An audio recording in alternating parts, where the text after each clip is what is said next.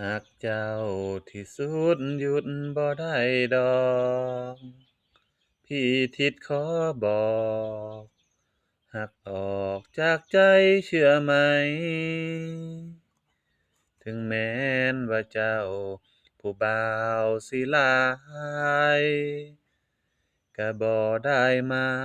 ยความว่าเฮาบ่มีสิทธิ์สิขอสู้บ่มีลิมิต ก็ญ้อนคิดรักเจ้าเท่านั้น ขอสู้เติมเต็มความฝัน ยืนยันรักกันกดไลค์ขอสู้เติมเต็มห้องใจ กดใช่หัวใจให้เธอ ฝากกดไลค์ใช่ติดตามด้วยนะครับ